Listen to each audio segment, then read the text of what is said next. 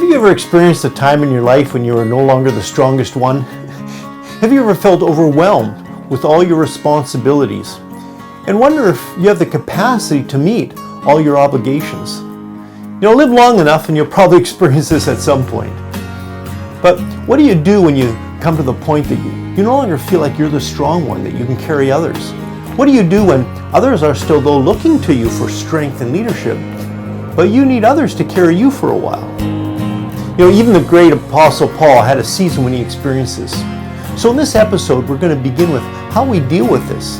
How do we grapple with fatigue and burnout? Welcome to our Leadership Matters podcast.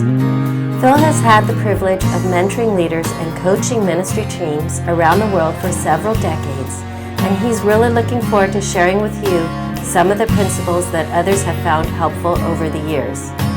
To access all of our podcasts as well as our leadership resources, just click the links in the description box or go to icmcanada.org/leadership matters.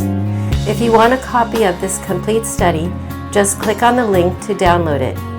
Now let's join Phil for this episode.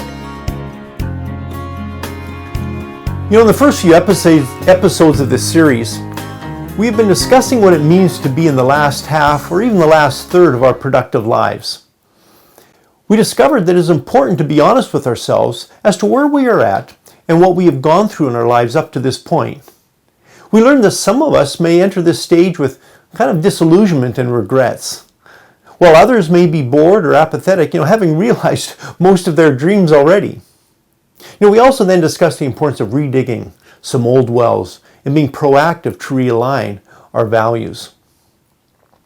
So those first three episodes covered the first section of the workbook, if you're following along, and this fourth episode begins the second section of the workbook, which will be covered in episodes 4 to 8 of this podcast.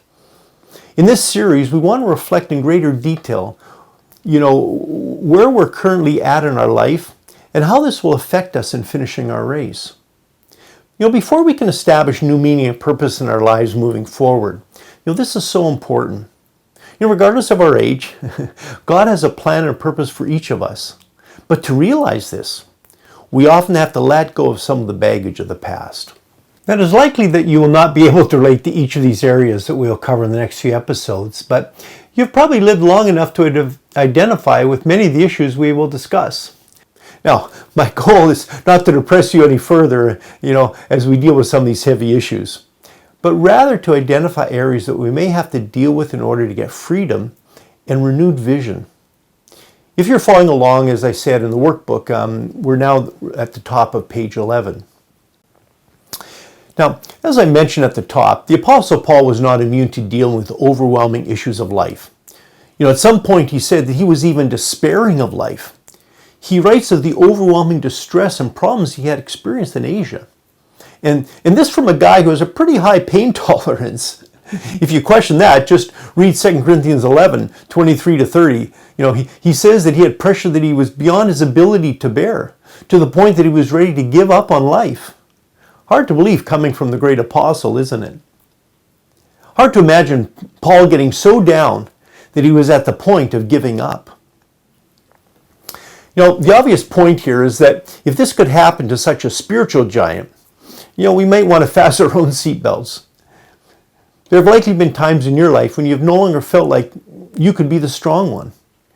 If we have always been the one to carry others, and when we come to that point we no longer can, that role reversal can be quite a shock. The reality is that if we live long enough, though, we'll go through those times when we have those sorts of feelings.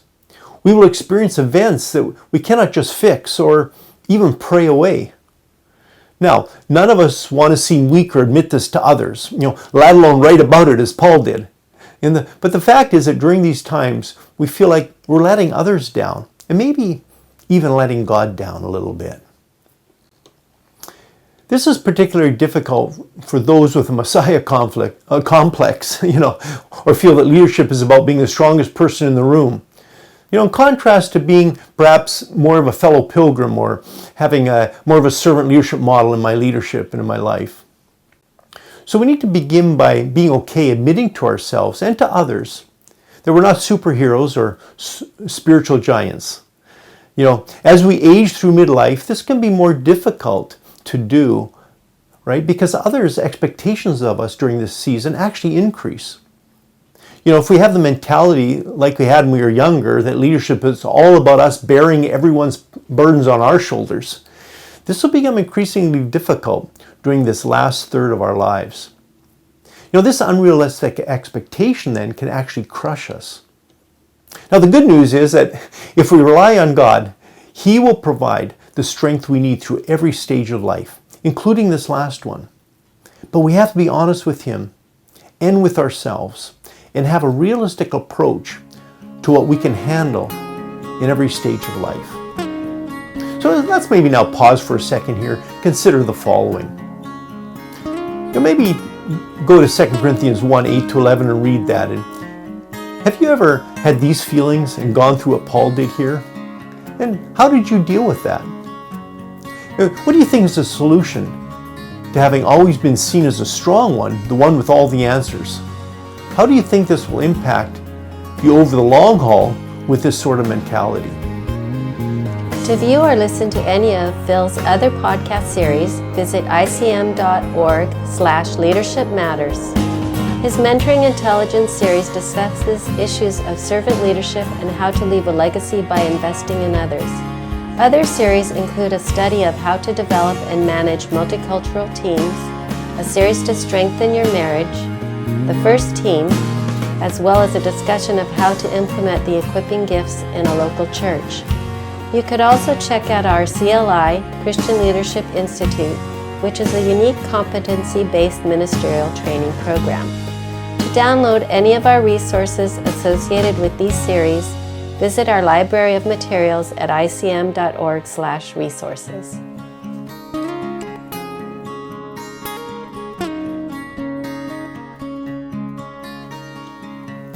One characteristic that we notice as we transition to the midpoint and then even the last third of our lives is that we typically cannot carry the same mental or psychological load and keep up at the same pace that we did in the past. We kind of looked at this in our first episode when we discussed the realities of our stages of life. We're actually pretty dangerous for our health to not make this transition. Trying to do things at the same pace that we always have in an attempt to maybe prove our youthfulness is really a recipe for burnout and fatigue. Some studies have even shown that 1/3 of all doctor's visits are due to fatigue, and a majority of all visits are due to stress. Almost hard to believe. But long-term burnout leaves us feeling drained emotionally, physically, psychologically, spiritually, every way. Of course, this can happen at any stage of life, but I think it's particularly debilitating at the latter stage of our life because we don't really bounce back as quickly as we did when we were younger. The classic example of this is Elijah, as recorded in 1 Kings. He had just called down fire from heaven. He had killed hundreds of men with a sword, his bare hands, and then he outran a chariot. I know that's a pretty full day, but in this passage we now find him suffering fatigue and burnout. He had lost all perspective and even wanted God to take his life. He was done. I don't know if you've ever been there. I know I have. Some of the symptoms can include feelings of high anxiety that come over us at kind of unpredictable times and unexpectedly. We can also become more irritable and unable to carry the load of responsibilities that we once were able to carry. Well, before we could carry others, we can now be a bit shocked to discover that we're struggling just to carry ourselves. Other symptoms, of course, include waking up tired, despondency or apathetic towards activities that we once used to enjoy. And eventually this leads to physical symptoms. Maybe you're there right now, or maybe you've gone through this at some point in the past. When we're experiencing burnout in our mid to latter stages of life, we feel trapped. And this is made even worse because it happens at a time when others are seeing us as strong and want to rely on us more and more. Not being able to carry the load we once did can create anxiety and fear of the future. We know it's too early to give up or just to retire and quit, and yet not finishing a race starts to look like a real possibility. In the worst case scenario, this can lead to clinical depression or even despairing of life, as the Apostle Paul described it. We may want to join Elijah, in the shade under that broom tree and say, take me now, Jesus. But for most of us, it just sets us back a little bit and creates enough self-doubt. We just doubt ourselves a little bit and wonder, will we really finish our race successfully? But once we identify what is happening and are honest with ourselves, like God had to be with Elijah, we can take steps to return to health so that we can fulfill God's purposes for our lives. When we find ourselves in this situation, coming out the other side with renewed strength and vision can seem rather unlikely. But there is hope on the other side of fatigue and burnout. It begins by redigging the well of making Jesus our source again. Jesus encourages us to come to me, he says, all you are weary and burdened, and I will give you rest. Take my yoke upon you and learn of me, for I am gentle and humble in heart, and you will find rest for your souls. For my yoke is easy and my burden is light. We also need to learn to adjust our expectations and values. Often burnout is a result of bearing loads and responsibilities that God never intended us to carry. Spiritual and mental burnout doesn't just happen overnight. It is usually the accumulation of many small choices over an extended length of time. So to combat burnout, we need to redig some spiritual, some mental, some emotional, some physical wells. To begin with, this means reconnecting, as I mentioned, to Jesus, to keep our spirits alive. That's where it starts. As well as then thinking healthy thoughts and keeping our relationships healthy. This includes learning to manage our emotions in constructive ways and doing the practical steps of getting enough rest, exercise, and eating healthy. Some pretty practical things. While we may want actually instantaneous deliverance during these times, as Elijah, it is more likely we will have to take proactive steps day by day to realign ourselves spiritually and mentally, emotionally, in every way. The results of years of negative life patterns will take time to unwind and restore.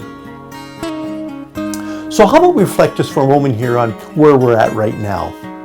Have you ever experienced the symptoms of burnout? What do you believe led to that state? Are there steps or habits in your life that you can establish right now to mitigate the experiencing of burnout in your life in the future? Unlike a crisis that comes upon us unexpectedly, burnout is usually something that is a result of choices we have made over time. These choices can be described in 4 key areas: our values, our expectations, our purposes, and unresolved issues. So in our time left, let me just look briefly at each one of these. Have our values been consistent with kingdom values over our lifetime? Or have we allowed misplaced priorities to lead us into a crisis? Were we focusing or functioning as servant leaders, or in our ambition, were we building our own kingdom, our own ministry? Perhaps a bit more subtle is if we have been doing ministry for Jesus in our own strength. We can do that for a while, of course, but it will eventually burn us out. Actually, ministry burnout can be an indicator that we have been doing ministry, serving others in our own strength all along. Another case is unrealistic or unmet expectations, and these can also lead to the crisis of burnout. What have been our expectations of life ministry? Did we feel that God has let down his side of the bargain? Or are we secretly angry with him, thinking, hey, I was serving you, but look how my life turned out. Maybe my finances or my family, how that all turned out. You can fill in the blank, whatever is applicable for you. But if our expectations were misplaced or unrealistic, this will lead to disappointment, anger, and even depression. And I think all disappointment can really usually be traced back to some unmet expectation. When it comes to purpose, have you ever asked yourself, what is the point of all this anyway? Even life-giving activities in ministry can seem to be meaningless if we lose our focus and the real purpose of serving others. We need to redefine or reaffirm why we exist, what our purpose is. Our understanding of our purpose must be based upon who we are rather than upon circumstances or even external achievements. And finally, unresolved issues that we may have from our life. And during the busyness of life and ministry, it's easy to postpone dealing with the negative issues that have happened throughout our lives. And we all have those. But while some unresolved issues are related to task, most stem from relational issues. So usually throughout our life or ministry, we deal with the task issues, while relational issues are avoided or put off until later. They take more time and they're a little more painful. But at some point later becomes now, and we have to deal with them. So who are those that we need to maybe forgive and release and allow the wounds from the past to heal? Wrong choices in each of these 4 areas over time will lead us to a crisis during this last season of our life. This will inevitably affect our ministry, our relationship with others, and our relationship with God. So as we conclude this episode, let's take a few minutes to consider. Can you identify with any of these 4 areas of choices? And if so, how have they impacted your life and ministry? Burnout, good news is it's not a terminal condition. I hope that these few thoughts will stimulate you to take the initiative to renew life patterns that may have led to your own season of burnout. Maybe you're going through that even right now. Doing this, though, will help us finish our race with renewed energy and vision. And in the next few episodes, we'll discuss some of the other challenges that face us that can result in us not finishing our race with meaning and purpose. I look forward to having you join me, and we'll see you then. Thank you for listening to Leadership Matters. If this has been helpful, please remember to like, subscribe, and share us. Doing this will enable others to benefit from this material as well. And remember, if you would like to have your own copy of this study, just click on the link in the description box, and for any of our other leadership resources, go to our website, icmcanada.org/resources.